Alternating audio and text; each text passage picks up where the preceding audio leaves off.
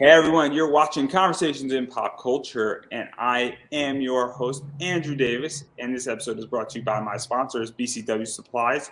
Use code POPAnimeComics to get 10% off your entire order, as well as we can talk about my Redbubble shirt, which is right here. It is making fun of Gundam, Taco Bell, and the most interesting man in the world, and it is available on Redbubble, and you can get 16 different colors of your choosing are available, as well as my metal card, which is up on eBay from my Kickstarter.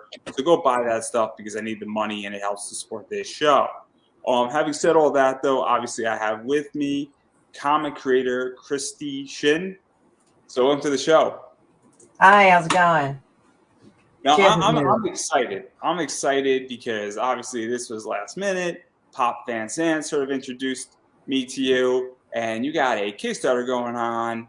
And you're a little bit in Facebook jail right now, so obviously we're helping you out promoting your show, and your Kickstarter is Demon Bitch. So yeah. What's the basic premise of this Kickstarter before I get in trouble? Well, okay. Do you want to know the official story or do you want to know the motivation behind Demon Bitch? I'll tell both. It's fine. But let's just start at the beginning because we all want to know with a name like Demon Bitch, you know, you got to come up with a great story, and there's got to be an amazing thing going on with it. Okay, so Demon Bitch is a low-level demon from the 13th pit of hell where people throw their dog shit in gum wrappers. And she wants to bring the second coming of Armageddon, but the first one never happened because she's stupid. So basically, she's just a fucking wannabe, like that I've seen a lot of sort of on-model actress whatevers are in LA. And again, I'm not shitting on people that are actors and models, the ones that actually do it for a living. They actually work hard. You know, there's a certain level of professionalism. But the wannabes, they're like into cocaine and all sorts of fucking stupid ass drugs and shit. And all they do is party. They're just flakes. They don't do anything. They're just kind of also just mentally really kind of screwed up people, like moral So you're talking wise. about the Kardashians. Kind of, except the Kardashians actually do make money, so it's like okay, but they're not. But these chicks are not good at making money, and it was based off a few girls I really couldn't stand, and they just like fucking are useless. They just bum rides off people. They take a load of drugs.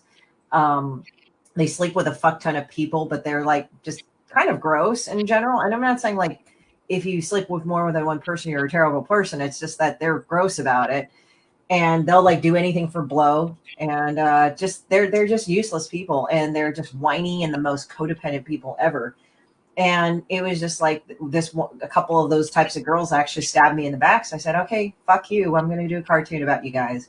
So it's this stupid shit mostly about what girls do. But then there's other people that kind of do other things that like, you know, there's other people that piss me off about things. So it's like, then I start drawing them. So well, this show just became a mature show in about 10 seconds. So wonderful.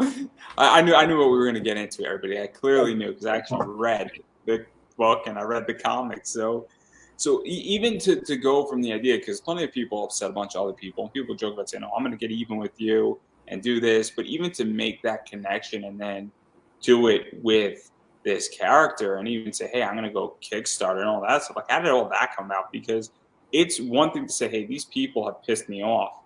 But then to say, I'm going to run a Kickstarter, and I'm going to run another one, and then another one, and then actually get stuff published. I mean, because that's a whole different level. Mm-hmm. Yeah, I essentially like have, I don't know, endless amounts of material. And I don't know if it's just LA, but just I observe people doing stupid shit. And it's really like their own hypocrisies about it. Now people go like, what do you mean your own hypocrisies about it? It's like, it's nothing really deep. It's like, excuse me. But one of the things that I've noticed about people when I do draw them, it's funny because like what started with Demon Bitch, I had Personal Monsters, which was a precursor to Demon Bitch. And it was like Origin of the Species, but for assholes. And that's when I moved to LA. And ironically, that's Matt Groening. That's when he did Life in Hell. But I used to read his shit a lot as a kid, even way before The Simpsons. But what was even funnier is that he did this thing where he, what was it? So it was just like when I did Demon Bitch, it was kind of like, I realized like when I'd be really angry about what people did to me or what these certain types of people did, I was told, you need to go and forget about it. You need to go let it go. You need to do this and all that. But then they go and bitch about the very same people or the same types of people. They said, but I've let it go, but I want to stab them. I'm like, sure, okay, fucker, you really did let it go.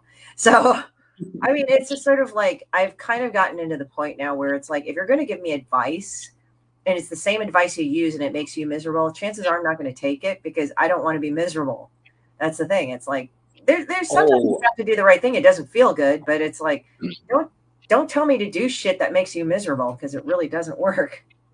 see, this is so interesting because what I find about advice is you can give me as much advice as you want, but if money's attached to your advice, I'm going to listen to it a lot more.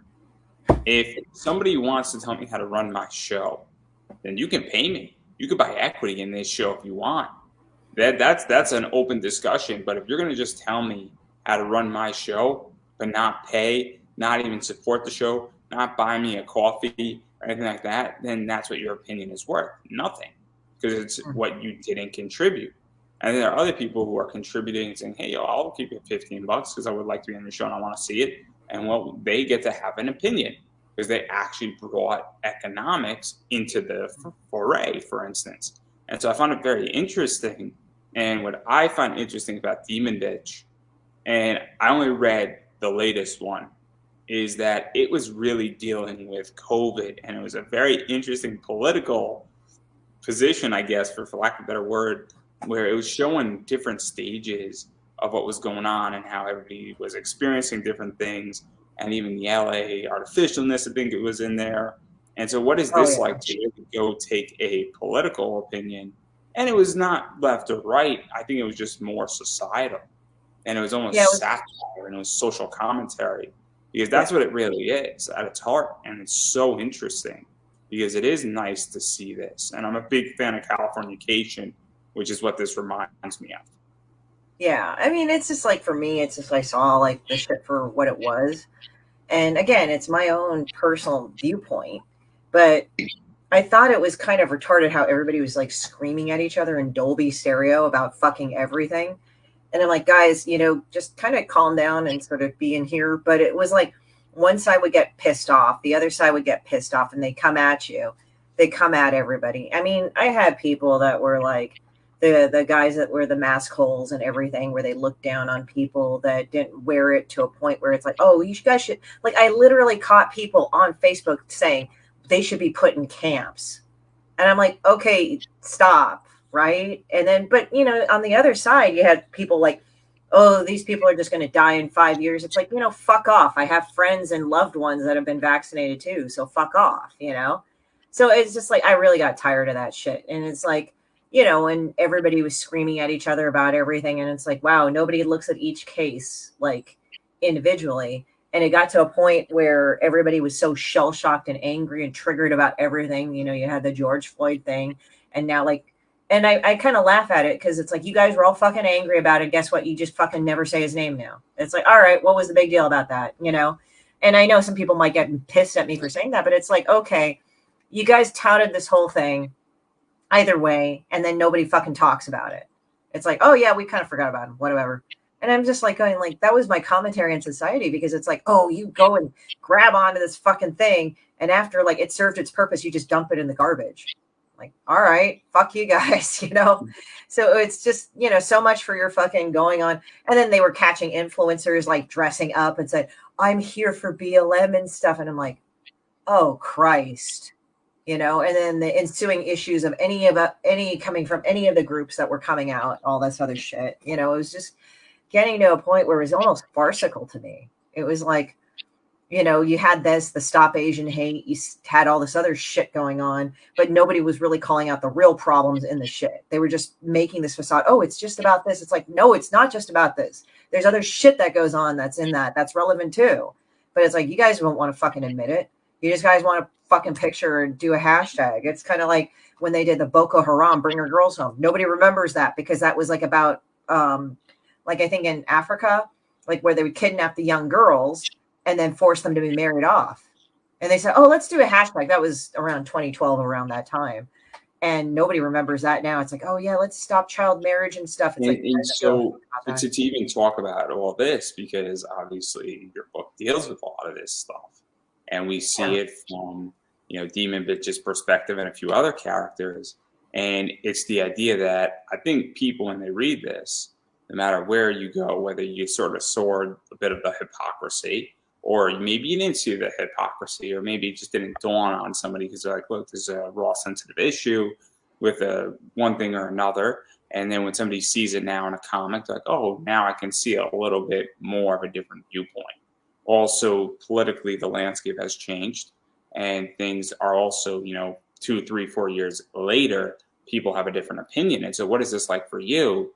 Because you really are providing a different filter and a different lens on some of these issues. And that's really how I view your book. It's very Well, much a commentary and satire, and it's a very lost art, I feel.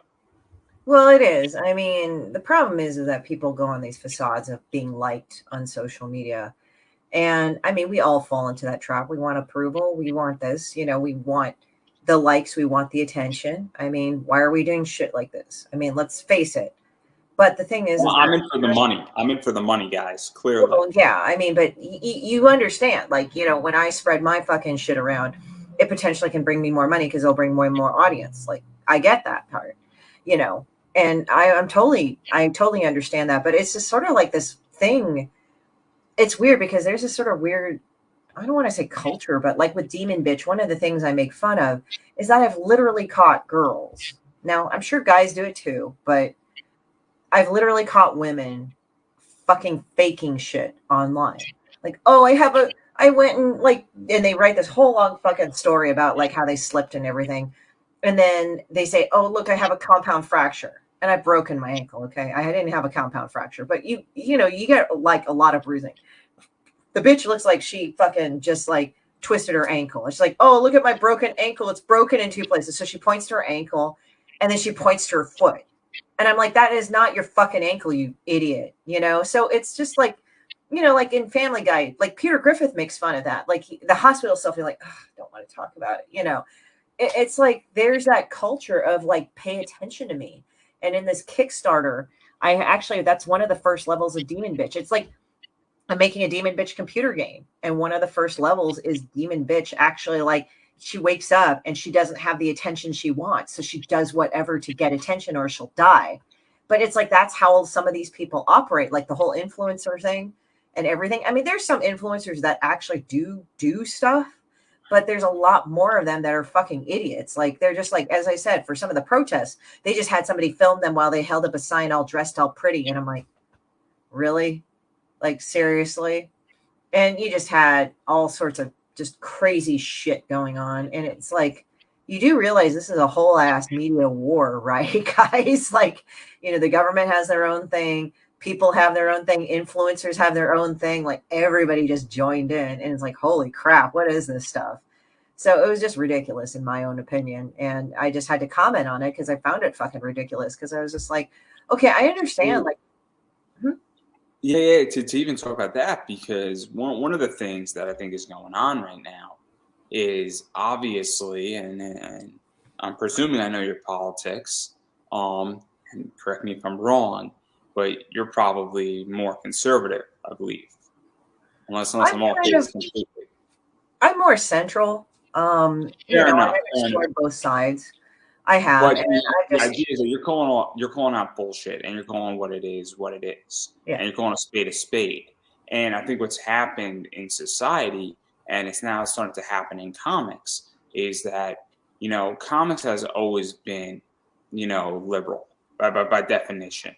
Now, back in the '90s, and if you go through DC's history, you had somebody like Chuck Dixon, who was a very well-known conservative, working with Graham Nolan, who they created Bane, and who was the editor on Bane, but Denny O'Neil, who was extremely progressive.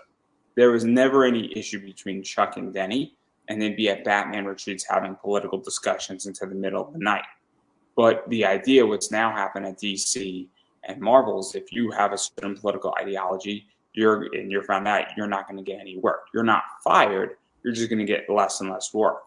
And I think what's happened now is that with obviously 2016 and 2020 and going into 2022, people now feel emboldened to call out bullshit and call a spade. And there's other alternatives to do this, where 15, 20 years ago, there was not.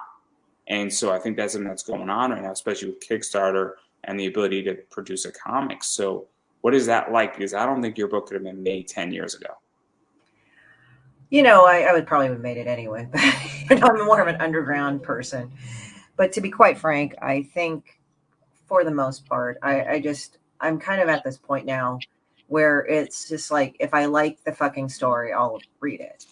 I don't believe in it, censorship of any kind, personally. Like, you read it, you read it. You read it if this is why you figure out it's bad or good, why it's subversive or not, and you have to learn it. I think it's kind of dangerous for people to pick and choose, like the powers that be, to do that. And I've just noticed on Twitter and on just in general, like, that's why I put my stuff up on Twitter. I interact on Twitter, but I don't really like getting into bullshit on Twitter because honestly, it gets really fucking stupid. Like, sometimes people get into these stupid ass Twitter fights and it's like so dumb, and it takes away from the actual comic itself. And some of the comics shit I find kind of annoying because it's like, this is the thing. I don't care what the fuck you write about personally, but write it well. And some of the shit that they've written is just garbage. And I'm just like, and I'm just talking about anybody, write me a good story. And a lot of times they'll do this. Oh, does this check mark all the fucking appropriate things? Okay, great. We got a great story. It's like, no, it fucking sucks. Well, let's even talk about that, because this is just my opinion. And I'll preface this with my background. So I buy and sell variant comics on eBay, and I do rather well with it. So there are certain books that I don't even care about what the story is. I don't know what the story is. I just know it's a 250 print run of Paul Green, and I bought the book for $25, and then I sold it for $75. And so my whole thing is that there's a bunch of people like me who don't even read stories, but we are looking for cover art. And then there's other people who are looking for a particular story, and it is sort of the check mark. But also, I look at a bunch of books and I'm like, how the fuck did this thing get approved, and how the hell did this get into a publishing house? Because I'm like, there's nothing here. And look, if the person did it in a 3-issue arc, took out sort of all the fluff a little bit and kept it a little bit tighter, it would be an okay story. Maybe it'd be even a good story. But I'm finding that a bunch of stuff is not being checked. There's no gatekeeper, not a gatekeeper saying you can't do it, but an editor is maybe a better word. Well, And so, yeah, the quality of story. I think the thing is that it has to be well written. And I think it has to be well written with the logic of the characters involved. And that's what I have a problem with, because they don't really do that. Like, one of the things I'm not really a fan of, like the book that came out, and I feel like an asshole talking about it because I actually really like the artist. And again, I'm not going to say the artist's name because she had no hand in that, So I really like the artist, but my name is not Starfire. And I really tried to like that book. I really tried to read that book. I could not get into that book. And I'm not trying to shit on it just because of what it's just, to me, the character of Starfire was not really well represented. The character herself was not very engaging. I really tried to like her, honestly. Like, okay, goth, 13-year-old chubby chick. Okay, cool, whatever. You can have a good character, but there was just nothing about her I found interesting enough. And it was like, I know some people are like going, well, she's a 13-year-old. It's like, there's 13-year-olds I've talked to that are quite interesting, and they don't like have superhero lives or whatever. But I just couldn't with this person. Like, I've been 13 once. It's like, there was nothing I could find that was actually remotely interesting about that character. And I felt really bad because I really loved the artist. so, And so to even talk about that, because I didn't read it, but I am curious. Where I'm a huge Teen Titans fan. I'm big into it. I love Starfire. I love what Amanda Connors and Jimmy. I always get his name wrong. Did with that 12-issue miniseries of Starfire. I love what they did with her. I thought it was brilliant. I thought the fact that she was sort of blonde, but smarter than a blonde, for lack of a better word. And I thought it was just a fun Starfire series for 12 issues. And I absolutely loved that entire book and reading it. But one of the things is that obviously the book seemed like it was white knighting. It really did. And from the reviews I read, And the idea is that they were trying to, as you said, sort of check a box versus tell a good story. And I didn't read it, and maybe I'm off base. And if I'm off base, I'll be more than happy to admit that I was wrong, because I'll get around to reading it in the next 2 weeks. But like, I got a feeling when I'm going to be reading, I'm gonna be like, okay, this is okay, but there's nothing here that's breaking new ground or even a new interpretation. Is the sense I got from like 10 reviews of it. I, So I tried to read the book, and what the biggest problem I found is that Starfire was an absent mother. Like, she did not talk to her daughter at all. And I'm going like, okay, if you know the character of Starfire, she would at least make an effort to speak to her daughter. But I couldn't finish the book because like there was none of that interaction. Now, I could understand if she was absent, okay, she has to go out, superheroing or whatever, or do stuff with the Teen Titans. Okay, I get it. I'm not saying that she should be there all the time, but she should make an effort to like leave messages for her daughter, because Starfire is a very nurturing, sweet person. Like, she always reaches out to people and always tries to reason with them and always tries to, and there was none of that in the book. And that was kind of a bothersome thing. And I know they were trying to focus like, oh yeah, Starfire, I am not Starfire. Great. But she's your mom. She should at least fucking say, hey, there's fucking pizza in the fridge or some shit, and it's like, they didn't even do that with her. And that's what I kind of had a problem with it. It was just like, there's this absent thing. Yes, you're focusing on her daughter, but she doesn't get any interaction from her mom. That's the thing that kind of gets me. And that's the thing that was kind of lame about it to me. And I was just like, knowing my interactions about Starfire, like reading about her, she would make an effort to talk to her daughter at least once a day or something. So it's just the fact that she was just an absent mother and just had nothing to do with her daughter's life, I think was kind of stupid too. I mean, that was a big thing that kind of I found a turn off. It's like, oh, I just come home and it's empty and everything, and my mom doesn't love me. It's like, all right, whatever, and this is one of the reasons why I think a lot of people are leaving DC, Marvel, and even Image and Dark Horse and those companies, because the writing isn't making sense. It's not logical writing. It's also not good storytelling. And those places are becoming very much a profitable IP farm. Whether they're barely profitable, that's up for grabs. But it's the idea that all the movie stuff is really tested in the comic world, and then they basically come with a good concept in a comic, and then they run with it in a movie, and then the movie makes $1 billion or $2 billion or $3 billion, and then you're off to the races, and that's where the real money is.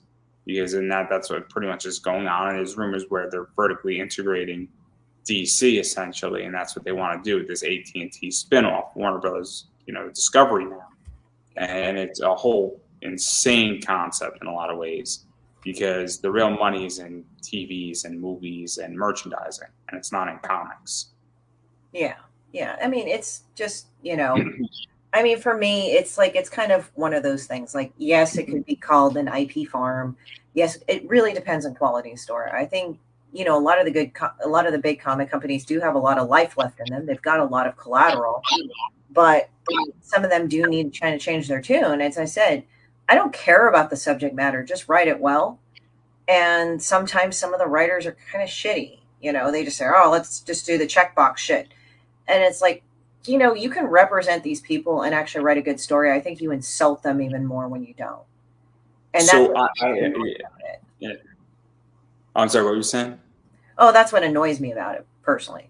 It's just I mean, I was having a discussion with a friend of mine, and he's black, and we were having a discussion who's a better character, Static Shock or Miles Morales. And he actually said Static was a better character, because he said Miles Morales is a very shallow character. Where if you actually look at what Miles has done, and the culture Miles represents, it is actually very limited. If you go through Static Shock's history, his culture is much more represented in DC Comics, and there's a lot more references to how he was raised and even how he thinks and his adversities that he faces and what he has to overcome.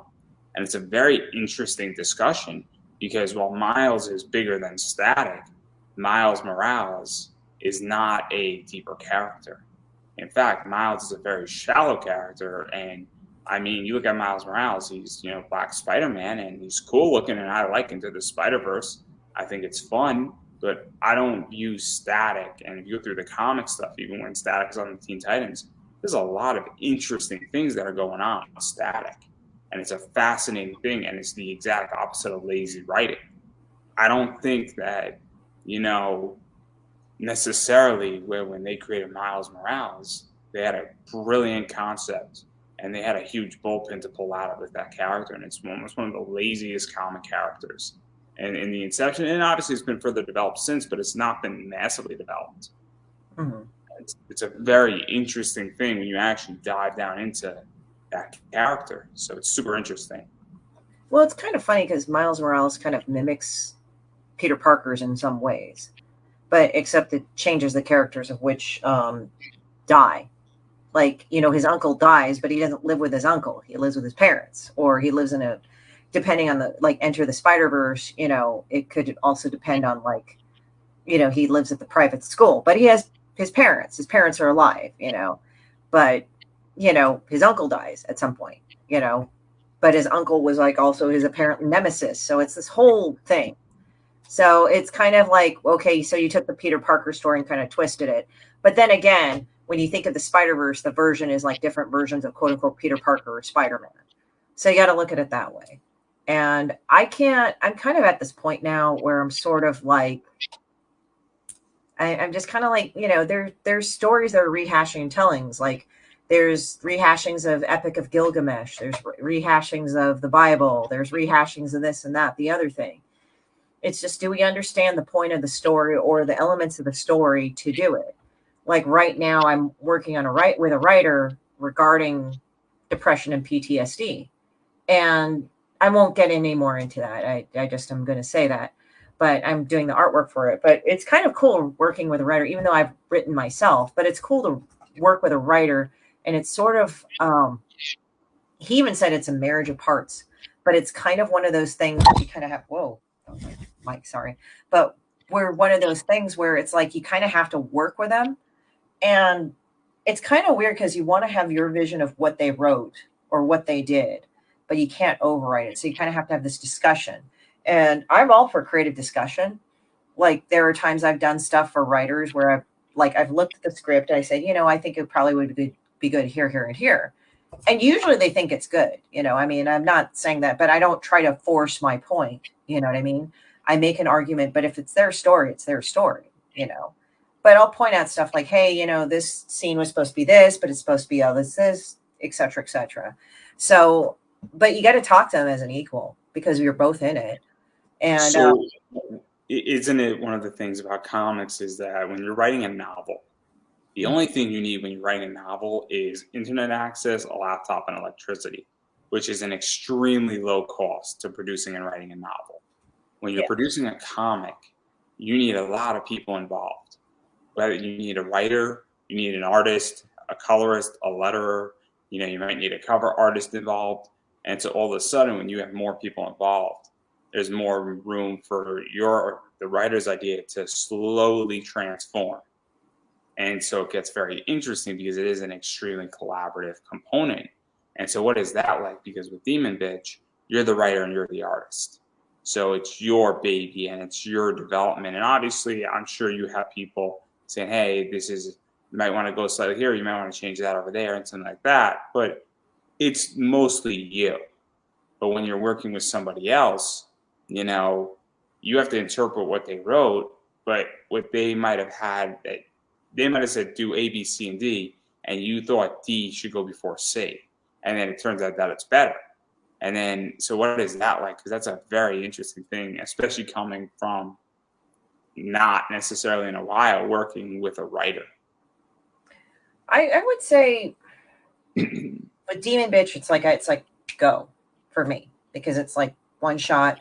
And I've worked with on my graphic novel Sepulcher, and that's like a big writing thing. And I wasn't as shitty as I thought it was at the beginning. Which is pretty funny. I don't try to get into it. It's like I don't set a low bar, but I just kind of have no expectations of how I get into it. And then I get like, notes back. Some of them suck, some of them are good, And when I mean I suck is like, Jesus Christ, because it's like I have a thick skin when it comes to artwork. It's like, all right, get it with artwork. With a writer, I'm not bad, but it's sort of like, oh man, I still feel kind of like a neophyte or a fucking newbie. But when I work with another writer, we have a discussion and I say, well, I see it like this. But I think that's actually pretty common with artists and writers themselves.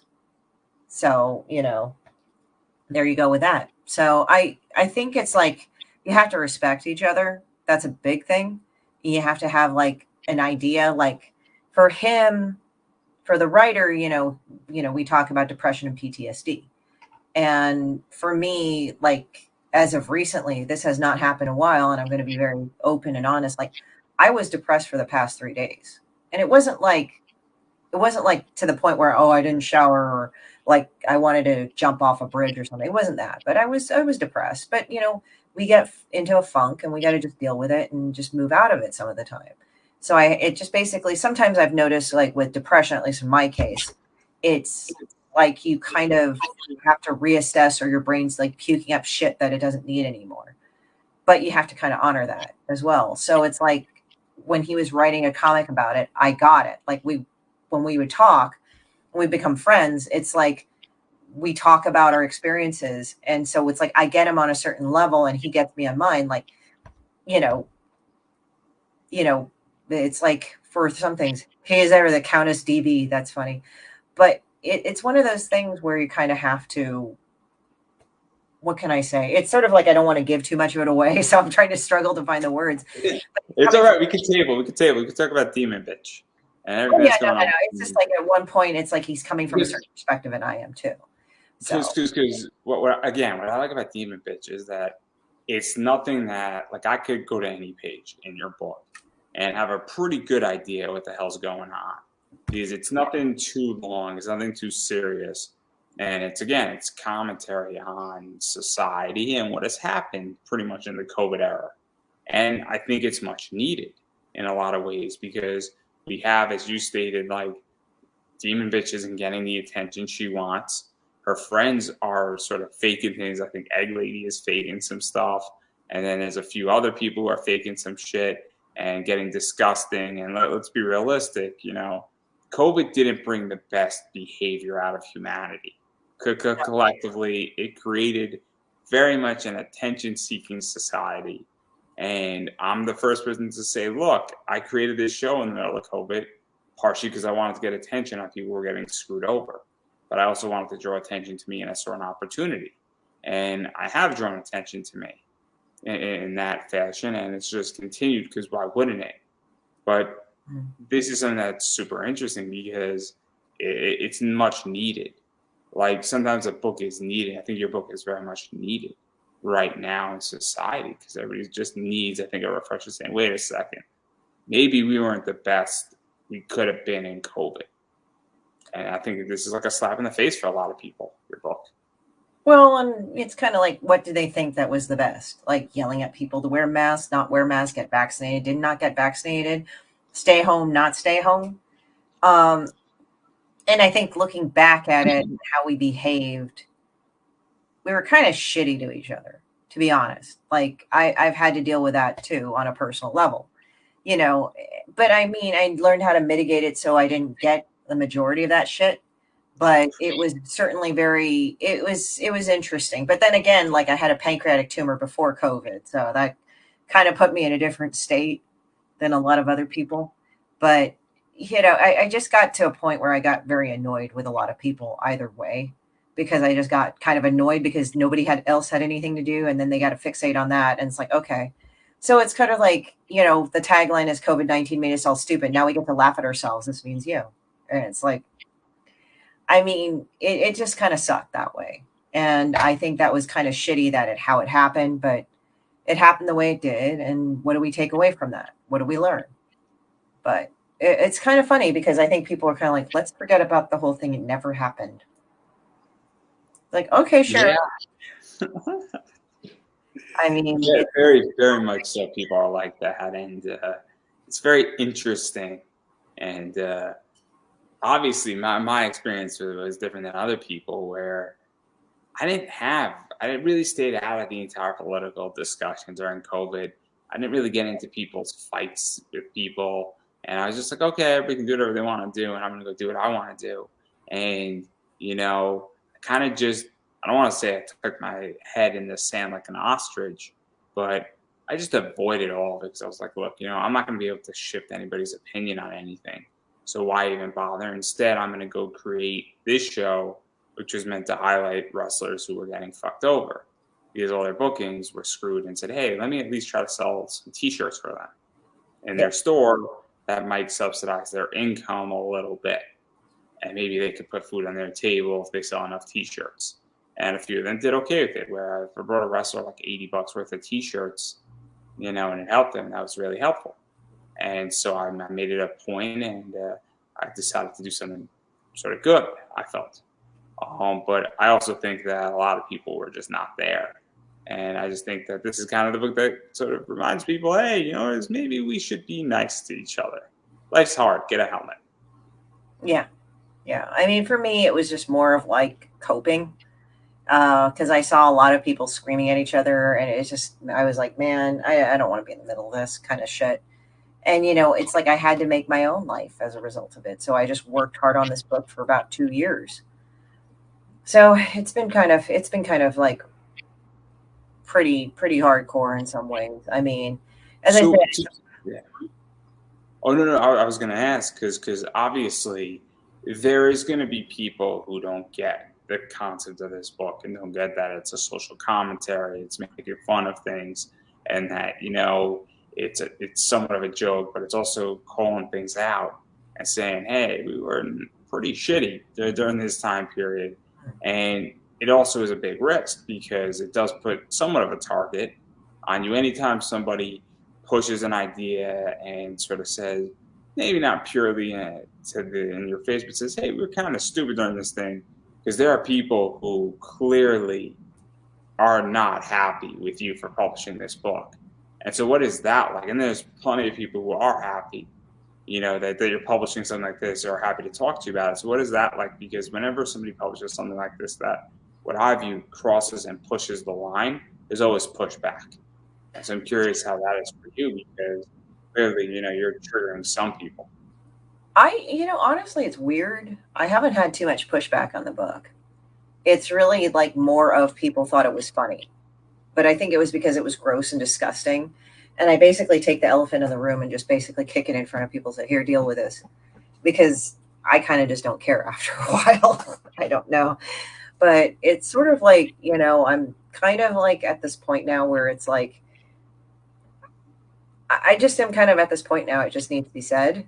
And it's weird because I know some people can take that as a point of arrogance. And there's plenty of arrogant people that do take that stance. But I think what I did differently is that I just drew it as I saw it. I'm not trying to say, oh, yeah, this is my right standpoint. It's like, oh, look at this. I pointed this out. It's kind of dumb. I just went from there. I didn't go out of my way to like go and, tell people like, oh, well, because you embrace this one point of view, you're an idiot. It's more of like, God, all you acted like fucking insane, like a bunch of insane fuckers. And I just like, I have no idea what the fuck you guys were doing. Like people that I respected and knew, as I said, some of them were on Facebook saying, put the unvaccinated in camps and shit. And I'm like, what is wrong with you people? Like, I'm not trying to be like an asshole, but I've seen people go to those extremes on Facebook. It really like, I was like, God, guys, like, calm the hell down. You Well, know, I mean, I've seen other things that were way more extreme where I've seen people try to target me for certain things.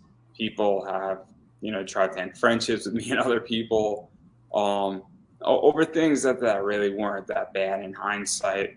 And also people that you don't think are your friends wind up becoming your friends.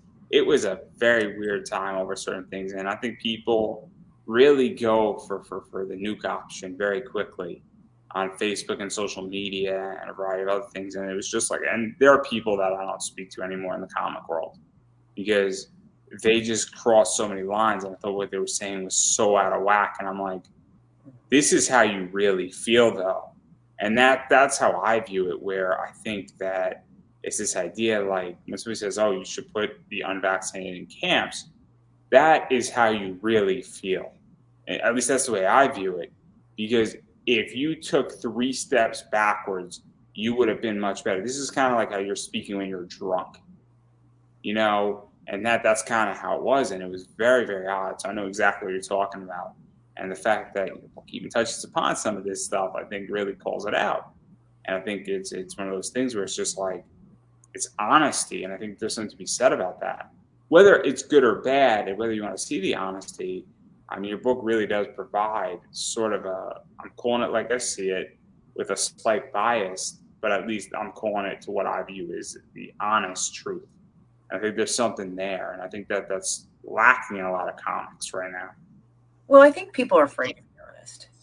Like they're afraid to apologize because once you apologize, it's like, oh well, then you're just gonna go fuck you up anyway. And I'm like, okay, or the apology is not sincere, whatever it is. And I don't really tend to apologize for too many things. Now, I'm not trying to say if I actually did something wrong, I don't say I'm sorry.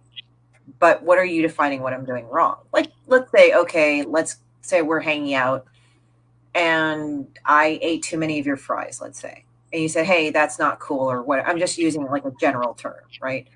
I ate too many of your fries. That kind of pissed you off. And you say, hey, I really didn't appreciate that. Then I would have been like, oh, you know what? Sorry. Or like you said something that kind of hurt my feelings. All right.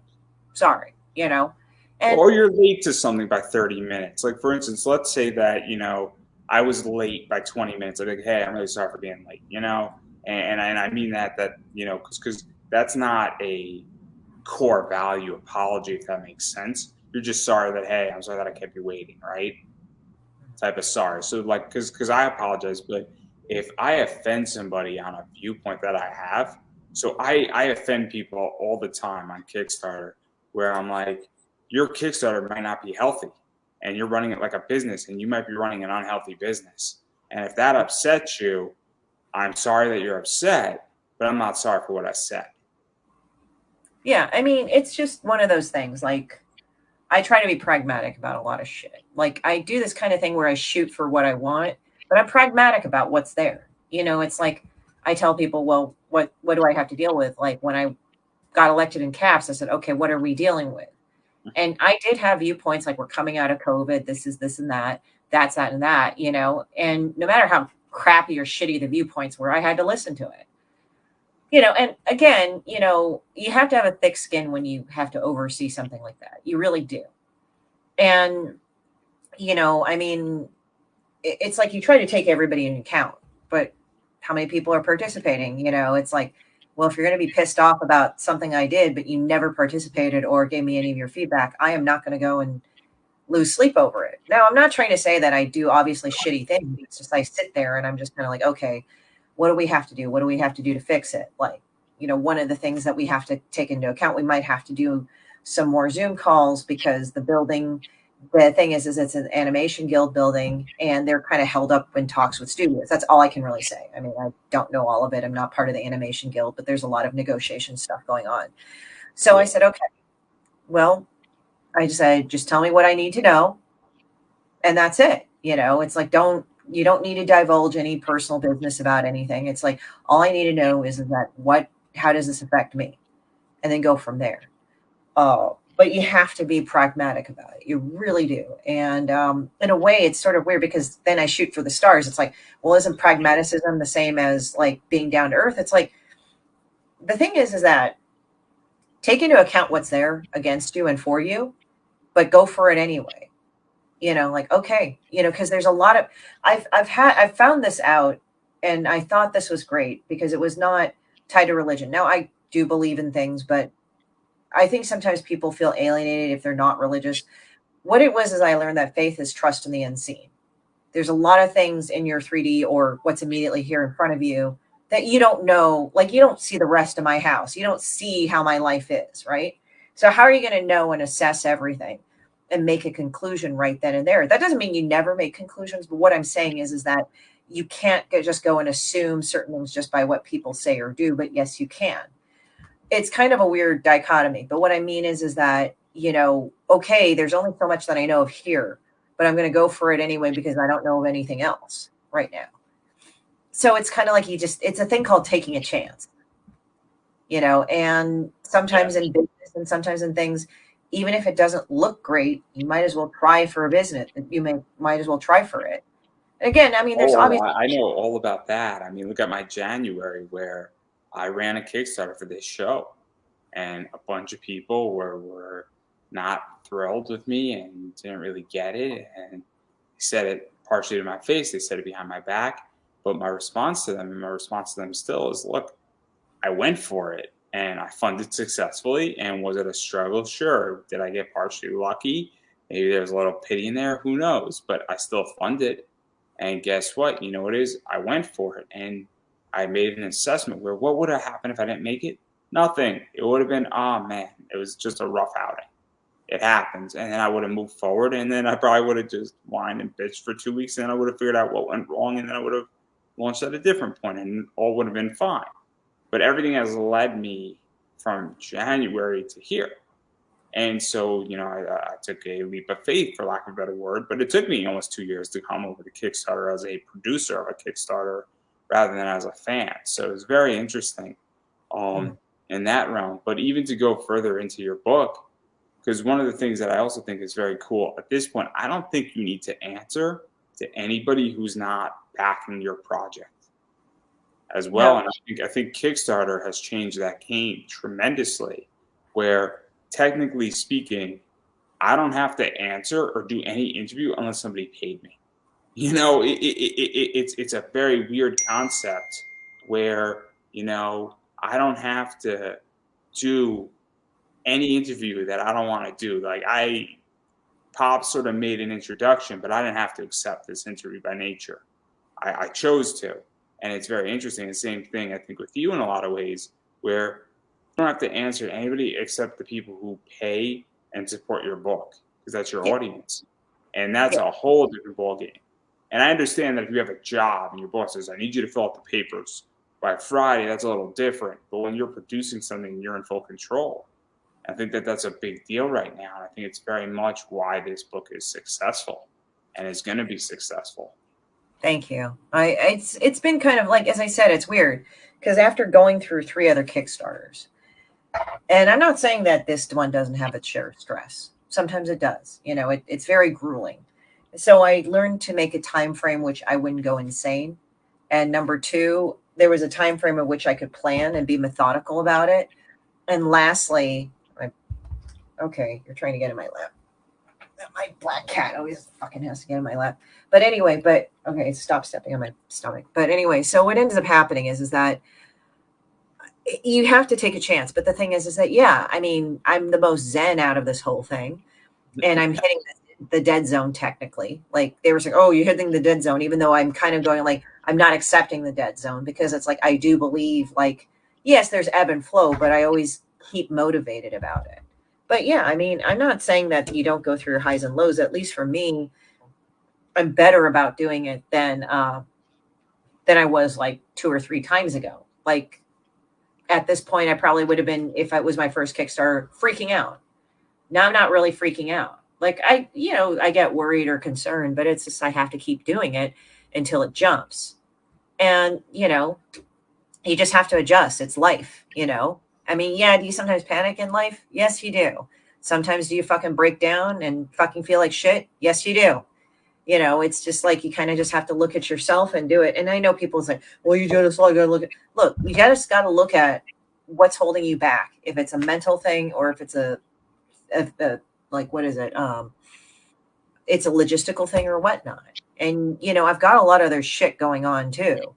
So it's kind of like I just find it interesting that, when you're focused and stuff and all this other crap that, you have to kind of like mentally parse yourself, which is interesting. So, I mean, it's like you kind of go through life and you kind of deal with the bullshit a little bit better. And you have to do it in a way that you don't turn out to be a hateful person or insane at the end of it. Because the worst thing is that you turn out to be a really fucked up, bitter person. Now, don't get me wrong. Like, you'll go through periods of bitterness and anger. Like, I did too myself. Like, I literally told God I would punch him in the dick because I was that miserable at one point in my life. I mean, I'm honest about it. And I believe in God. So it's like, when people kind of go, wow, like they laugh, you know, like you do. But I mean, but that's the thing. It's like your journey is not going to be a nice little fucking thing. Like, I'm going to stay in this one place. Like, there are times I've moved from one side to another in belief systems or whatnot, for the lack of the better word, or attitude. And it's hard, you know, it's I'm like, not laughing because punching got on the tick. I'm laughing because I know the exact bitterness and went yeah, through a I mean, rough time. no, yeah, I don't take it personally, but yeah, you get it. Like, nobody puts it that way, but like literally I said that one night because I was so miserable. I was so miserable. And I know, I mean, it's fine that you laugh because it is kind of funny in hindsight. Like, I'm going to punch you in the dick. Like, imagine saying that to the Almighty and wanting to punch him in the dick. I mean, come on, like this small little human being wanting to do that. But yeah, no, I get it. And the thing is, that's probably why I do Demon Bitch, because you find humor in fucked up moments like that. You have to. It's either that or you're going to go and kill yourself. And, you know, that's the thing. It's like, there are times like where I've had very low points in my life. I'm not going to get into them because, like, you know, I mean, one on one, yeah, we can talk about it, but it's just like you have to have that sort of sense of humor and laugh at yourself. Like, I don't take myself so seriously anymore. Do I take my work seriously? Yeah. But do I take myself seriously? Like, oh, all my viewpoints are never changing and I'm this? It's like, no. I believe in my viewpoints because I fucking argue against them. I'm kind of like that about the scientific method. Like, if somebody argues this one point, I said, oh yeah, well, if they argue about this, then I'm going to argue about that and make my argument more airtight or my viewpoint more airtight. But I'm open to listening to people. But it's just like, make sure you have your shit straight before you talk to me about it. And again, it's not like it's funny because it's like sometimes when I go to cons or something, people are really surprised at how nice I am because I do. And I'm like See, going, wow, I don't have that's really interesting. yeah. I mean, one This time, is fascinating because one of the things is that obviously there are plenty of people who come off in a particular way, and I'll use Ben Shapiro as an example. People view Ben Shapiro on YouTube, or they view him in a debate, and then he's had a bunch of people who are on an oppositional side. He's the best example. So bear with me, everybody. Where it seems like, oh, you're actually very nice. You're always welcome on our show. Anna Kasparian, who's the Young Turks, who is politically the opposite of Ben Shapiro. They were on a debate, and it was in a beyond civil debate. And Anna said, like 50 minutes into the debate, said, "You are not what they make you out to be online." yeah, And very very interesting position, and it's not a political position because what you can take out of that, and I'm hopefully my audience is mature enough to realize what I'm getting at, and the idea is that you know people view how I act online or how I act in a stream or how people talk about me in certain streams and behind my back, and that is not how I function in real life. If you come at me at a con, you're going to get a very different discussion. And I think that's what it is. And with a lot of things, and I think that people really need to get off of social media and realize that, I mean, you're going to get me like this. This is how I act in real life, where I'm having an open, honest discussion with you and I'm telling you what I think. And I got no problem. I mean, I was on with somebody before you and I mean, I made a very interesting statement. I said, feel free to disagree with me. And I'm very open about it, but this is how I am. But then when people talk shit behind my back or people try to attack me online and you see me responding kind, that's not how I speak in life. And I think it's fascinating that people are, can't believe you're actually really nice. This is not, you say certain things, but it's not how you are in real life. It's super fascinating. I think a lot of people need to wake up and I was realize. just laughing because there's like this Family Circus meme going around, and it's not from Family Circus, but they use the cartoon and it shows Billy or one of the kid boys, like he's like pointing to his brother on the floor crying, and it says like, yeah, he started talking shit to me, but he forgot that he wasn't on Facebook, so I smacked his bitch ass. It's like you can tell by how people talk online if they've ever been in a physical fight or whatnot. Like, it's just kind of tell. Like, did you get into fights as a kid? Because I can tell you didn't, because you run your fucking mouth like nothing. Because like I bet you, if you fucking like come up to, if like we ever met in person or we were at a con together, you'd fucking like skirt Artist Alley. You wouldn't be nowhere near me. But the thing is that but you say all this shit online and on the phone, so it's like, okay, whatever. I mean, it's funny because it's like there's some people that were kind of like going, they had this attitude that I'm going to go beat their ass or something. It's like, well, go ahead and think that. I never threatened you and I never said anything, but all right, go have fun thinking that you have fun. You know, See, it's like, that's funny because I've never been in a real fight in my life, but I've sparred and I've been concussed. And so like I've gotten my ass whooped in like sparring, and I've gotten like my head rocked, and I've been in, I guess, combat simulation. But like I'm a pretty strong guy, so it's like nobody, people were fucking with me in ninth grade, and then by the time I'm a senior, I'm like just changing my shirt. People are like, "Holy fuck, you have muscles! Like, when the fuck did this happen?" Like, you're like, because I'm quiet and I don't fucking need to talk all the smack. It's just like, you yeah. know. And the idea though is that I know how to fucking beat the shit out of you. I might not win the fight, but you're gonna be just as bloody as I am, and I'll Oh, lose the fight, but you're gonna be bruised if we tangle. That's all I'm gonna say to people is that I might not win it, but people are gonna be like, oh shit, at least he fought, you know. So that's all I'm gonna say. oh, well, when I was in junior high, I think I can say this publicly and nobody's going to get mad or whatever, or I'm not going to have the authorities against me. I was a kid. Okay. So when I was a kid, I got into a fight with a girl because I couldn't put my shit down. I lost. So every kid in the world fucked with me in junior high. Then the last kid, he was 3 times my size and I was scared shitless of him. He's the last one to fuck with me. I had been fucked with the whole day and I was so angry. And I had a considerably shorter fuse when I was 13.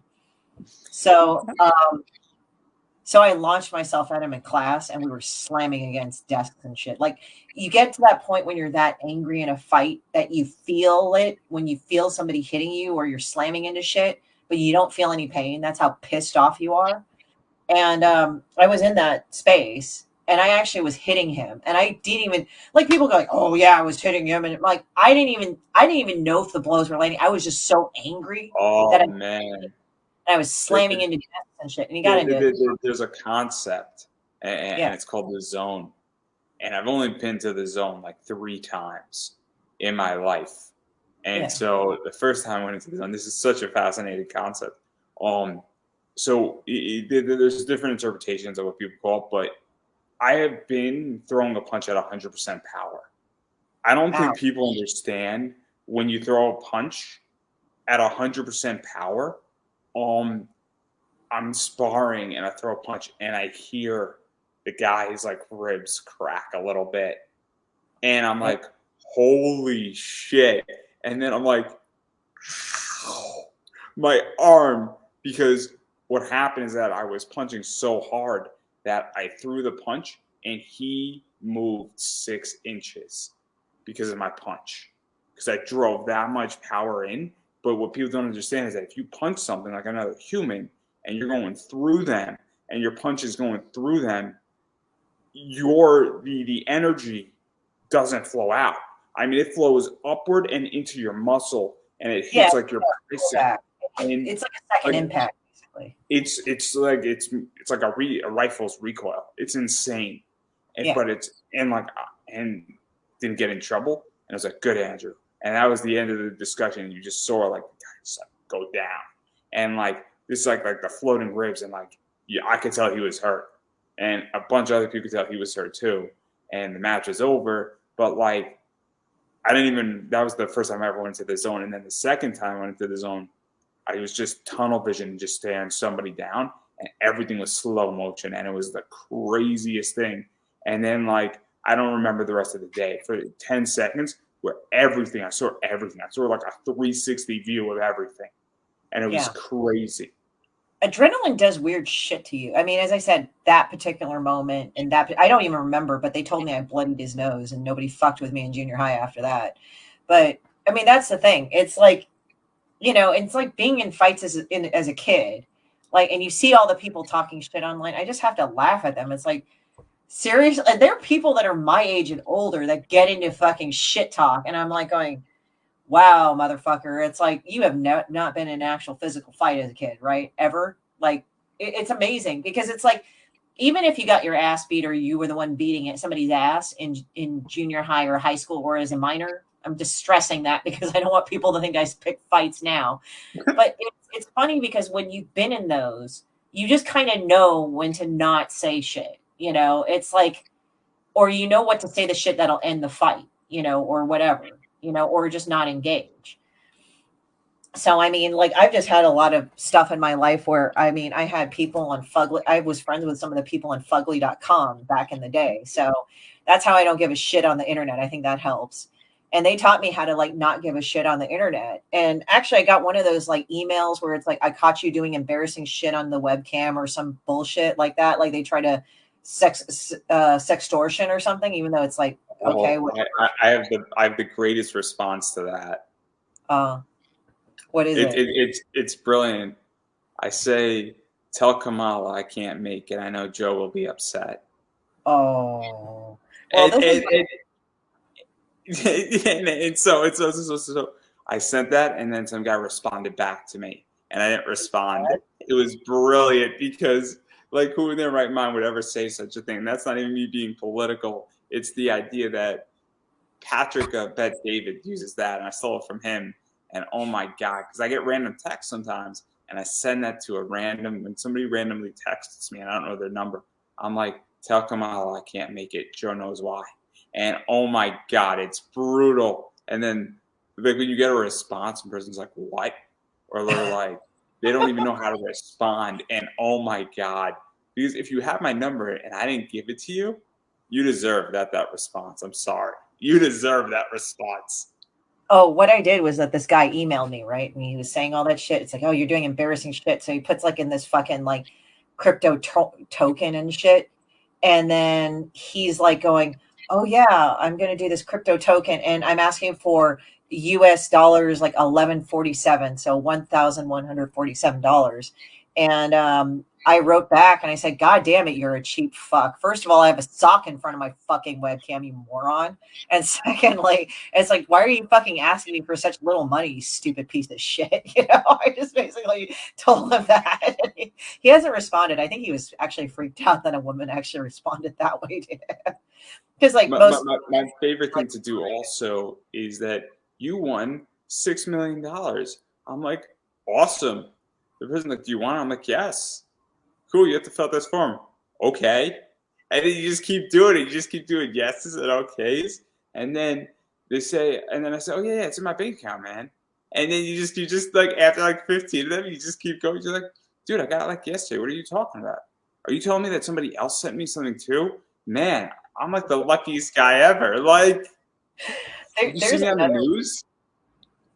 there's another one where like you know some of my friends unfortunately had that Facebook hack or like their account got hacked by the URL thing. Like it was the URL verification. So one of my friends said, "Fuck, I got hacked." I said, oh, "Okay, that sucks." And so the account like started asking me, "Hey, can you go send me this thing? Because you know it's the URL to it's your SMS and blah blah blah." I said, "Oh, okay, yeah, I think I got it. What's the number?" And then he's like going, "Yeah, you got the number." I said, "Yeah, I got the number." And you could tell he was horny for the information. So I said, "Okay." So I said, "Oh, is it 555?" And I made up this fucking number. He said, "No, that's not it." I said, "Oh, let me try it again. Maybe I did it wrong. Oh, is it this number?" And they like, "No, no." And after the third time, and they said, "Well, you know, please give me the number, please." And you could tell it's not your friend. And I said, "Okay, sure." And I said, "Oh, wait, is it this?" And I basically went online and found like the most disgusting, fucked up gore that I could find. I copied and put it in their fucking account, put it in there. And it happened to be body bags or some shit. And they said, "Oh, are you in the body bags?" I said, "No, silly. Why would I be typing to you?" And then I started going on eFucked and all the fucked up porn sites, and I was finding really horrible, disgusting porn and the screenshotting, and I sent it to them. I said, "Hey, is this it? Is that it? Is that it?" And I think they stopped talking to me because I think I frightened them. Oh, see. I'm savage. Somebody Uh-huh. scammed me out of $10, but I had their email, so I signed them up for all these crazy email things, like all these sex toys and a variety of other things. And I don't know how legal what I'm doing was at the time, but I don't really care because I basically signed them up for like all these gay sites, and it was a guy, and he's like supposedly was like a priest or something, and I just went all ham, and oh, it was brutal. Like sign up for all this crazy stuff. Like I am not to be messed with over $10. Now, if you steal $1 from me, that's even worse because I will go to war and I will just like literally, I basically put his email to a burner email that sends him like 900 emails a day. Yeah. I'm savage, but we're gonna get you and me both canceled at this rate. Like, I don't know. I kind of don't give a fuck. I'm underground, so it's like whatever the fuck. I mean, Facebook banned me for 3 days, and I have actually got back. So it's like since then I got back. But thank you for wanting to support on that level.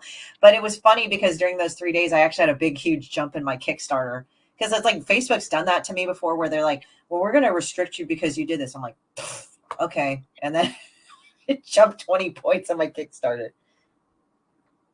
so to even talk about that, I got banned in 2021 because somebody didn't like my viewpoint on a political position, and I know exactly who did it, and she's going to get a receipt soon enough, and that's a wrestling term.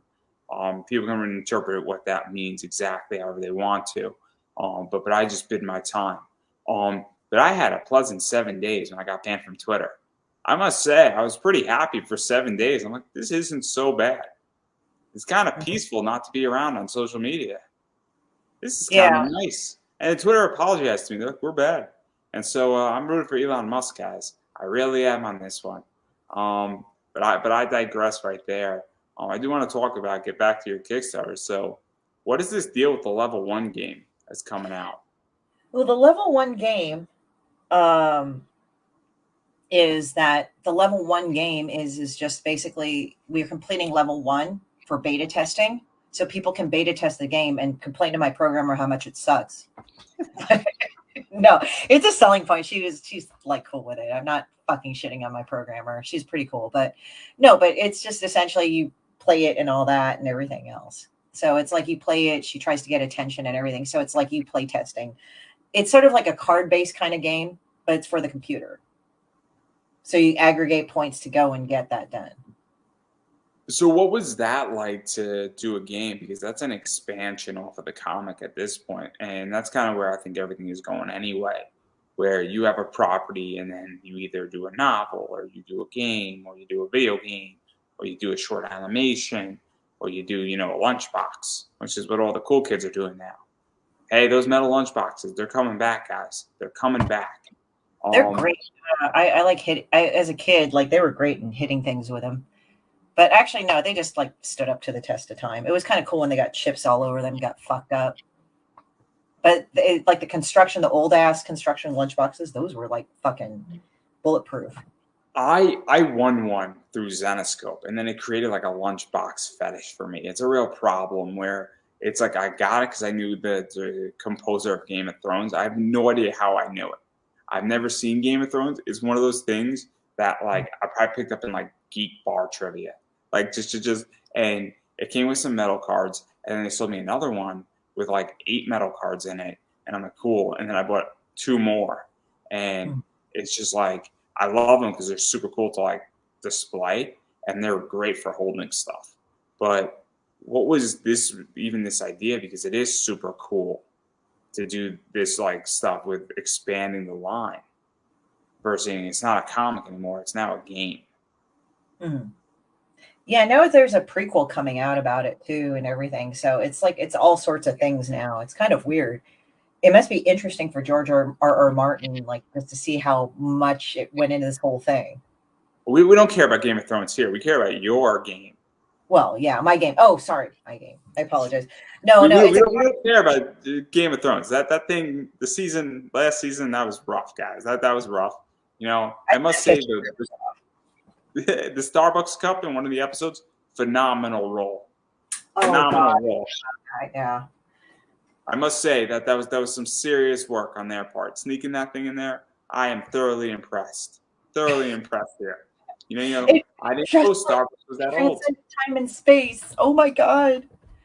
So yeah, but yeah, I just like I thought it was really funny. That's all, and it was like, you know, but yeah, it was one of those things. So, but yeah, no, with a game, it's basically her. She wakes up and she wants attention, and she's a lazy piece of shit.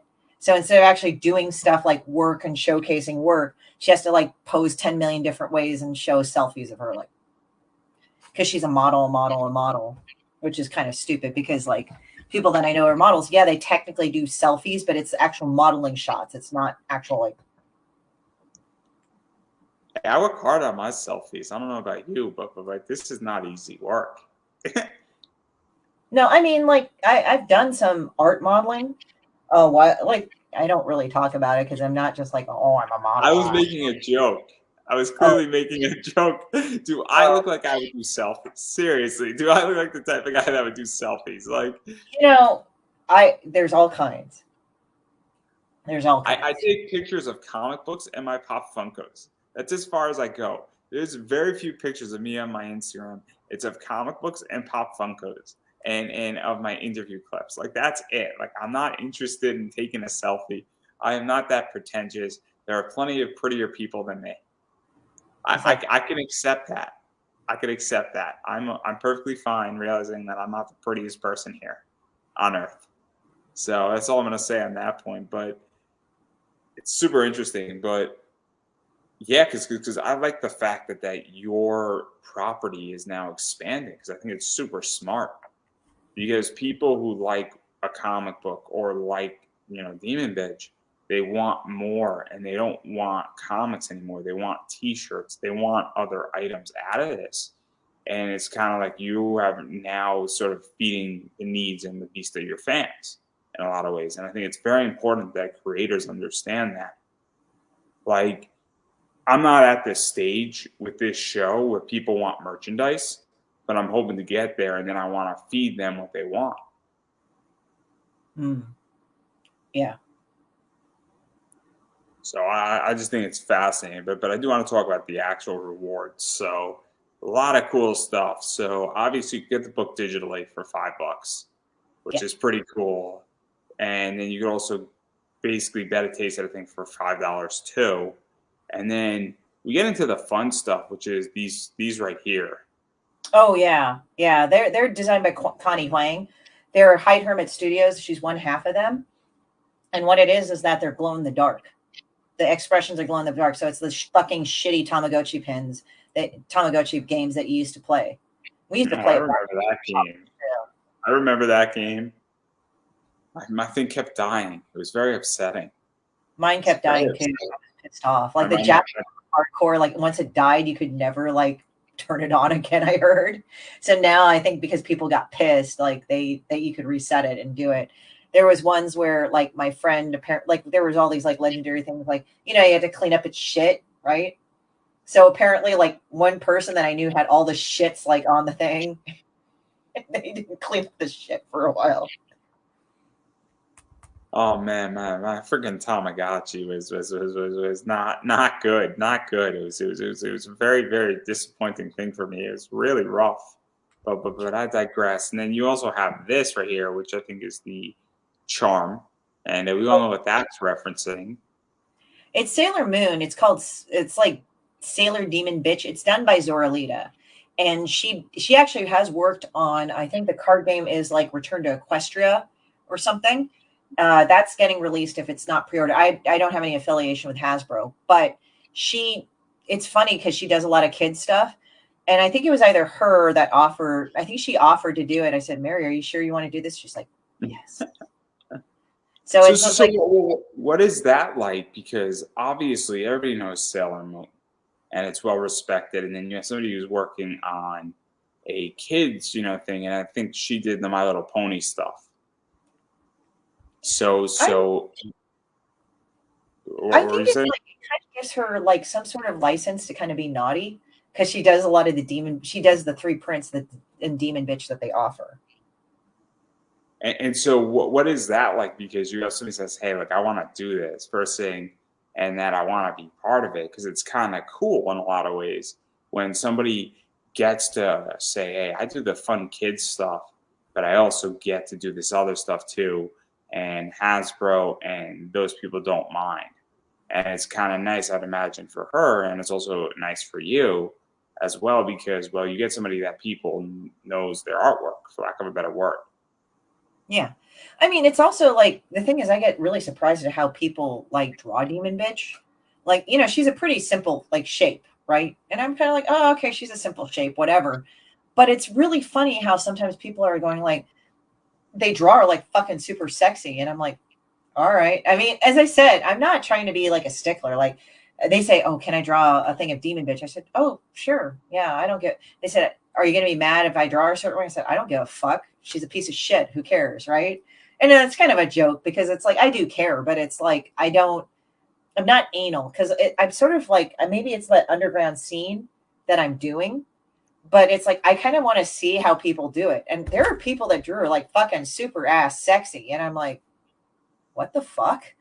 And I said, wow, that's better than what I could have drawn her. I'm not saying that my drawing's shitty. It's just like, man, I just don't give a fuck. I just draw her like a saucy body, like drew her all sexy with huge tits or something, you know.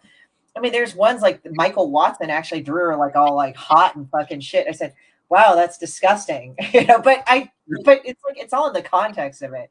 So Demon Bitch is like I love doing that. And it's just really funny how that happens. It's just like I love how people kind of just go with it. And that's kind of how I want people to do. It's like I just want them to go with it. That's so interesting because I'm now getting into the idea where obviously I have my logo up on the top there, that cute little elf. That's my logo, and now people are saying, "Hey, can I draw your logo? And can I draw it a little bit more mature and do it, sexy?" And I'm like, "Yeah, go for it. Just no nudity. I don't want her nude. It doesn't fit what I want to do." Mhm. Right now with her. But I'm like, hey, if you want to draw her a bikini or you want to draw her a little whatever, I would love to see your interpretation. You want to draw her hair unbraided, I'm down for that too, and have fun with it. And it's one of those things where it's kind of fun to see somebody else's interpretation of something. And I'm looking forward to Gerardo Guzman doing that for me, and he's going to be the first one. And then, what other people are going to do because it's kind of fun. And I think it's something that is interesting in a lot of ways. And then there's this right here as well. Oh yeah, that's Dallas Boys. He's into tiki stuff. He's another friend of mine, and he draws like really demented ass fucking artwork. And this I call it two hot dogs, and it's going to be a woven tiki patch, and it's also available as a sticker. And so even to dive into that, I mean, this is like another interpretation. Obviously, it's got a lot of fun stuff going into it, and just offering that as well because some people like patches, some people like stickers, and all that stuff because you offer a lot of variety between enamel pins and charms and a patch because different people like different things. And I've noticed that a lot where there are people who are patch collectors, there are people who are charm collectors, there are people who just love pins. And so, what is that like? Because they might not want to be interested in a comic, but they want to be interested in the pin, the charm, or the patch. Yeah, I mean, sometimes people like it's actually funny because sometimes I've been to cons and I said, "Hey, you want to read a book that's angry and mean and makes people laugh, right?" And I literally one guy said, "Oh, I don't read," and I'm like, okay, fucker, why the fuck are you in a fucking like comics? I mean, I don't say that, but why are you in a Comic Con if you don't fucking read, dude? Like that's like the stupidest answer. It's kind of like one of those answers like I'm trying to sound smart, but I sound really fucking dumb when I say it. It's just if you just say like, "Hey, I'm not interested," it's cool. I'm not gonna be. But if you're trying to say something stupid like, "I don't read," I'm like, okay, all right, cool. I can tell you that I know people who love Zenoscope. They don't read the comics. They like the cover art and they love metal cards. I mean, You that's fine. know, I mean, and, just say and so yes. I know people who have gone up to booths and they're like, "Do you want to buy this comic?" I'm like, no, I'm just interested in the metal card. So it's so interesting because I've seen it and it's a very, very fascinating position to be in because people are like, that's kind of interesting that you're into only certain things. Or I've seen people say, look, I love Zenoscope's pins. And there are people who go ballistic over that. And every time they offer one, they buy all of them and they buy multiples. And it's just like that's their thing. And it's so fascinating because I don't get the pin stuff. I don't. And I like for me, it doesn't interest me, but I also like cover art. You know what I mean? It's so it's just one of those things that I find fascinating. You But I must also get think, triggered because she's like all because I try to make it like all fucked up and everything.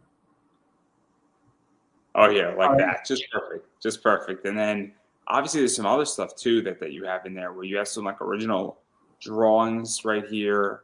yeah, those are Leaves. still available. Yeah, that's pink Yeah. eye. That one's actually taken. This one or this one? That one, that's Turdsucker, that is not taken. The other one is taken. That's the Karma. Karma one. Yeah. And so obviously some sketches, and then I don't know if the original art piece sold yet that I think is part of this. And then obviously, there's all sorts of stuff where you get the entire Demon Bitch catalog, which is She Sucks, Hellfire and Damnation, Alcoholics Anonymous, Triggered, obviously, which is this one. And then there's all this stuff. I think you get physical as well. You could just get, an original drawing. You could get a swag pack with your book. Everything physical, original art, as I stated, retail packages, pretty much anything you want out of all this. Yeah, and also the thing is, like with the books, I personally sign them, and I'll insert every rude, fucking offensive thing I can into it if I feel like it. Because I mean, you buy my books if you get it directly from me. I mean, with the exception of the retailer, because it's going to up the cost of shipping and everything if I don't ship it directly from the printer. But if I go and I just write up all the books and stuff like individually, I will sign them personally. And then what I'm going to do is that if you also pledge, like if people pledge, then I will write a fucking rude, offensive thank you note, and I will customize it. I don't do the copy and paste shit. That's stupid. That's kind of funny. And also, when you send something to a retailer, you don't know what store it's necessarily going to, and even all that stuff. So obviously, I send things to retailers, and I'm not going to go and send a note to a retailer that might offend the shit out of them because, well, I want them to buy more shit from me. But that's fascinating. I think that's a very important thing that you mentioned as well, where the idea is that having a personal touch on your campaign is very important. I did a postcard on my campaign, and I have a hard time physically writing. So everybody who ordered a postcard off of me actually got a handwritten note from me. And I don't talk about this, but I have a very hard time writing. So my getting a personal note from me is extremely rare. Mm-hmm. So that, I mean, it legitimately took me to do like 5 postcards, like an hour and a half. That sucks. Do you have a physical issue with writing, or I'm not trying to embarrass? No. It's fine. It's fine. It's fine. I just have a hard time like holding a pen, and I have just like it's like an OT problem with my hands. I can type fine and everything, but like it's just like a physical thing, and it's just like weird. Like, and also I have for the last like almost probably like 18 years, I've almost exclusively typed. So for me, holding a pen beyond signing, like my tax documents every year is like that's as far as I go because all my money's transferred digitally. So like I have no use for that skill, and it's horrible. It's just like it like I feel so bad about it. Where like I guess I was born in the right time, right? Like, Well, I mean, yeah, I think they actually had like a rudimentary typewriter back in the day too, like in the 1800s. Like I think Mark Twain actually did it. He didn't invent it, but he did do some stuff with it. But I think it failed because it wasn't done right. It wasn't QWERTY. It was actually alphabetical, but that was harder for people to do.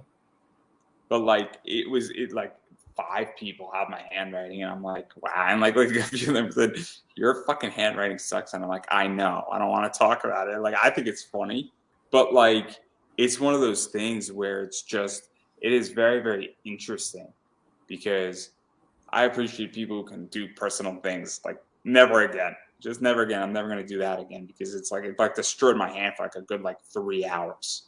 Oh, that sucks. Yeah, it's like you kind of have to kind of get used to it. With me, I just write like shit, so it doesn't matter.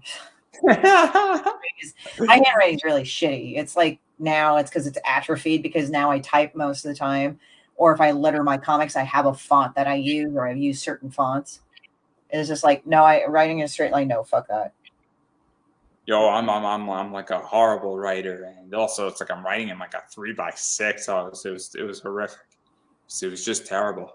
But I survived it. And then obviously there's some other stuff going on with your campaign too. I think these are yours as well. Yeah, that's actually drawn by Mary Bellamy or Zoralita, and she'll sign those as well personally. And so obviously there's a lot of fun stuff that's going on all this stuff and a lot of stuff, and I'm sure I'm missing some other things with your entire Kickstarter, and a lot of stuff is really happening with your book, and I think you're going to be funded because you got a few days left. You got a lot of days left, I think. Yeah. Yeah. I mean, it's just like one of those things if it's slow, like it's been slow lately, but we've just come out of Easter weekend. Tax time just happened. So it's kind of like, all right, well, I got to go and like kind of, power through it and everything. But yeah, I mean, you just got to go and take it as it goes. You're going to have slow days. I had meteoric rises at the first few weeks, so I'm not like too worried. And I mean, as I said, it's like I keep pushing it, and with the thing with social media, it kind of rolls over and rolls over. As long as I keep putting out some output, I'm good. You know. Yeah, definitely. In which that, I mean, I funded because I was very aggressive on social media, and I understand social media is it's a long play and very aggressive on that front. So yeah, I think you're going to be fine. And also, it's as you stated, not to put the dead zone, but yeah, everybody's got the Kickstarter point where you're like, we end of week two, beginning of week three. If you're running for 4 weeks, it's always rough.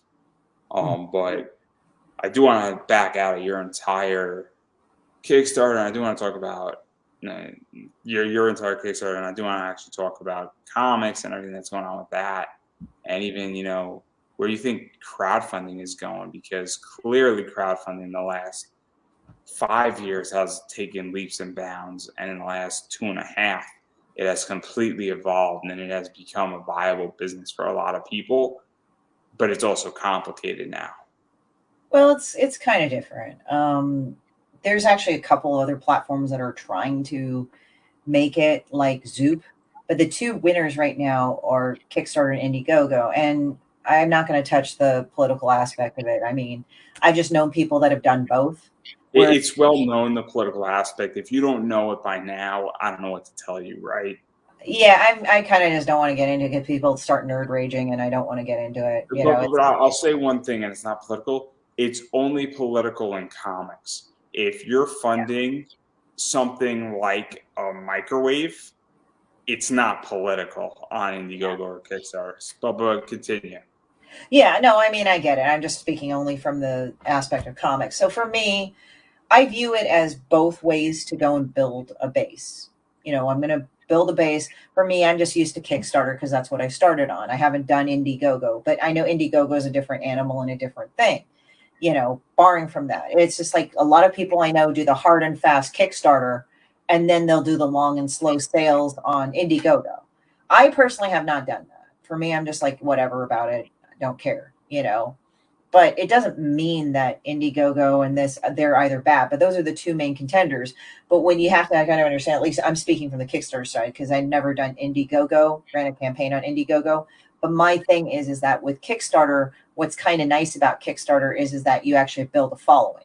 And then you keep getting the following, and it's easier, and people are familiar with a name. And there are other funding avenues and highlights that you can do for Project We Love. So Project We Love, other things. So it's just like boom, you get that done. So it's like I'm in a comfortable space right now, at least like they say, oh yeah, it's going to get funded because I'm at 70%, 71% at this point, even though it's the dead zone. But I'm kind of like going like, I'm pretty sure as long as I keep pushing, I'm going to hit past a slog. Yeah, I mean, I did, as I stated, on Kickstarter. And the reason why I did Kickstarter is that I find that Kickstarter, a lot of people I know are on Kickstarter, and Kickstarter to me, I know more people on Kickstarter. So naturally, my thought was that, hey, if all the people who said they would support me are running Kickstarters and they're already on the platform, I don't have to convert them or convince them to create a Kickstarter account. And that's what it was like for me. So that's how I viewed it. I also said, look, a lot of big names are on Kickstarter, so why wouldn't I go and be there already? You never know what could happen if I run a Kickstarter and I get recommended. Obviously, moving forward, I probably would have done double if I put my thing under comics and not podcasting, and I got away with it. I would have been in a better position, but that's neither here nor there. Um, but obviously, it's a fascinating thing, and I like crowdfunding, but I also have a lot of issues with crowdfunding right now It on is a so lot of stressful things. because because it follows a trend, but the trend isn't always the same. It always varies per campaign and per the time and all this other stuff and per the thing. So I mean, I'm not trying to like interrupt. I apologize if I did, but it's just Oh no, like, no, please, please, I don't mind. It's all good. I take nothing personal. yeah, it was just like the trend. The trend is kind of interesting. So the trend varies per campaign. So that's what I would say. So how do you feel? Because obviously going into it, I mean, I'm a strong believer that people say, "Oh, a rising tide raises all ships," and I think to a degree that's true. But I also think that we're right now in a bubble of projects being funded, and we are really in a media bubble, which is what comics are. And it's very, very alarming to me as an individual because I'm saying, wait a second, there are more projects out there. And statistically, whenever you have more media by nature, that means that the audience gets further and further divided. And people have to make choices on what they buy, purchase, and even follow. And so I'm curious how you feel about that because obviously the winners always eat the losers. And so right now, when there's 500 projects on Kickstarter, naturally there's going to be winners and losers because money is an infinite resource, but it's not a purely infinite resource for everybody.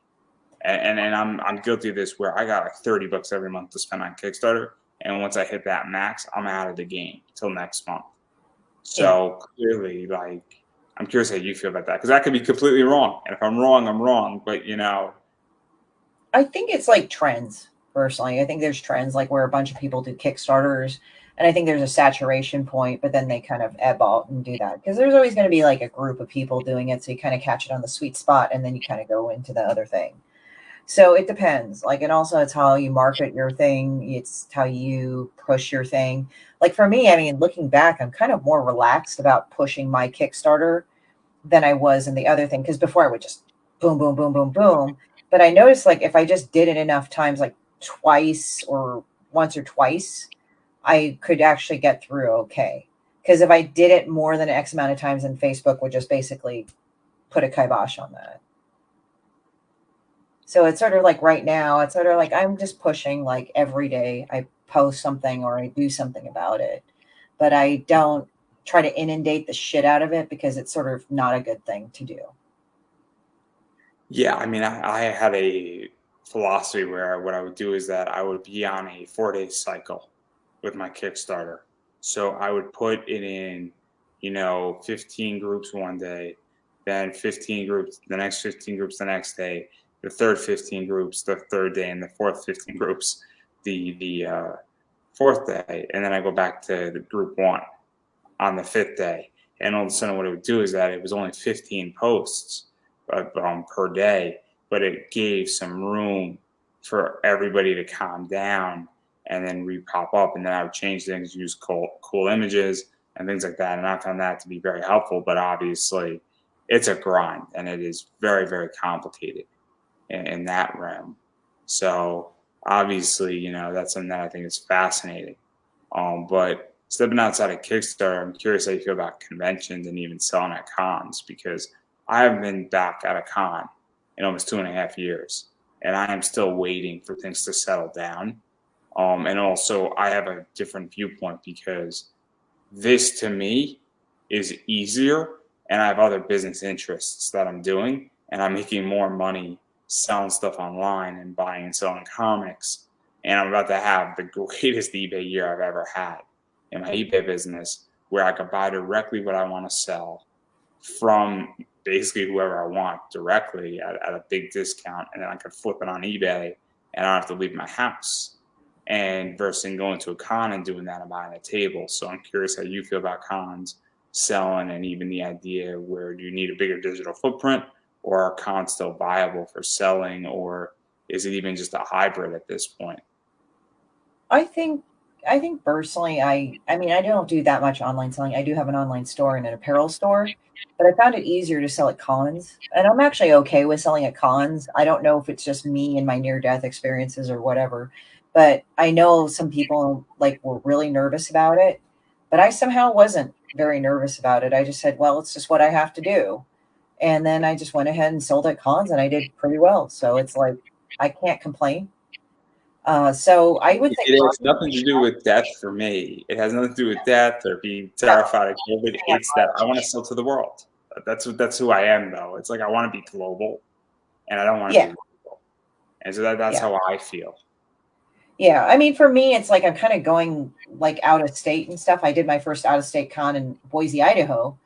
I mean, but I was a guest, and it worked out great. I mean, as I said, it's sort of like, it's sort of weird. It's like you have to be relentlessly spreading on both ends, on your social media and on your what is it, and on your and personally. And I don't have a problem with going to out of state cons or throughout California or whatever, but it's like, just as last year I got invited to cons. So it's sort of, that's kind of adding to a nice thing, and basically getting tables at cons. And since I'm the president of CAPS, I can try to use that to kind of build a bigger network for the organization. At least that's the plan. It's just been kind of, it's been kind of hard because like cons are also adjusting due to post COVID. So it's like getting a table is kind of wonky a little bit. Like with WonderCon, we used to have a table for CAPS. For San Diego Comic Con, I think there used to be a table, but ever since COVID, it's been kind of wonky, and like some of the con people are kind of getting back into it. So it's sort of like playing where it goes. You kind of have to go where it goes. I See, think I'm going to be. maybe that's why. Maybe I've never had a table at a con, and I used to do panels. And what I found is that a lot of this stuff, I get a free ticket, which was nice, but it never really converted to anything for me. And so maybe that's why, like, this converts for me. And so maybe it's the idea that I found what I'm good at, and I found something that's working. And obviously, if something's working and it continuously works, you keep pursuing that until it doesn't work. At least that's how I view logic. And so me selling on eBay and selling on Facebook Marketplace, it's working. So why would I go and test something that has never worked for me, or that I've never even done before, when legitimately I'm doing great in X? And that's how I think. Where I think it. until Yeah, go with what works, but kind of branch off in little tiny things that interest you. I don't think that's bad. But that's just how I view things. And obviously, I'm happy. I'm making a fuck ton of money on eBay. So and then I like the way money smells. The scene in Deadpool when he sniffs the two guns and he's ingesting. That's how I am He's with like, like I'm two so fifties. touching myself tonight. Yeah, That's how I I like am the shit. with like, I want to go, and this is gonna be my ritual when I reach like 50,000 every month on eBay, which is gonna be probably happening hopefully in the next like 5 years. Is that's the goal that I want to sell every month. Is I'm gonna go to the bank every Friday and I'm gonna ask them to pull out two crisp 50s, and I'm just gonna smell it like Deadpool smells the guns, and you're just gonna like, it's gonna be the weirdest thing ever. It's gonna be the weirdest shit. You're gonna be like, what the fuck's the matter with you? And it's gonna be great. I'm gonna like TikTok it out. It's gonna be great. But I Yeah, digress. the best, where he's just like, so touching myself tonight. Just like, it was just funny as fuck. I was laughing my ass off because I like it when people like say shit that's not expected. And like, here's the thing: you want to have like dialogue that it matches the character. But I hate canned dialogue. That's why I kind of like Quentin Tarantino, because he just says all sorts of crazy shit in his movies. Because you can tell he loves movies. He loves the fuck out of movies. Spielberg, I mean, he makes the movies, but you could tell he's like kind of jerking off after the 20th blockbuster. Yeah, okay, I'm doing this. I know it works, right? But with Quentin Tarantino, it's like, I love this shit. I love fucking movies, right? If movies were a woman, I'd have sex with it every night. That's how they all. That's how movies. He loves fucking movies that way. And how he writes the dialogue, it's good fucking dialogue for the movies, if you get what I mean. Oh, it's brilliant. The entire Deadpool, the first one, it's one of the most brilliant movies ever made in the last probably 30 years. And it's brilliant. But enough about Deadpool, because we've been talking for like an hour and almost 40 minutes, and I do want to give you a chance to self-promote yourself, because obviously you got a Kickstarter. I'm pretty sure that I'm going to be canceled. I don't think my sponsorship journey after this interview is going to go too well, but that's all right. I knew what I was getting myself into. Minority, come on, minority woman. Hey! I knew what I was getting myself into. I'm a big boy. I can handle myself. In order for me to become Joe Rogan Jr., This needed to happen. But I digress right there.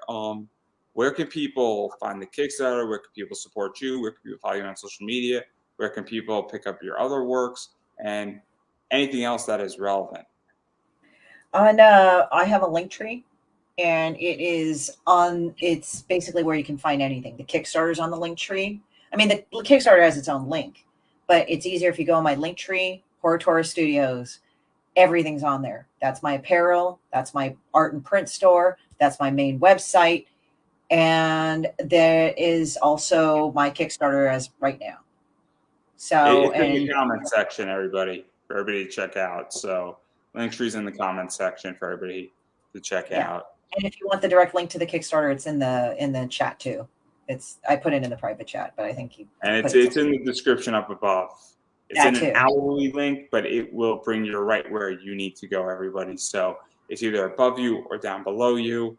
And so you can check that out, both on YouTube, on Facebook, and my Facebook group. Everybody that's there. If you're listening to the podcast, I'll put it in there too, but chances are you're going to be listening to it after the fact that the Kickstarter's over. But I'm pretty sure there will be another Kickstarter that it will direct you to some way, in some shape or form, or to an Etsy store or a Shopify store or some type of store, not sure, but a store like that.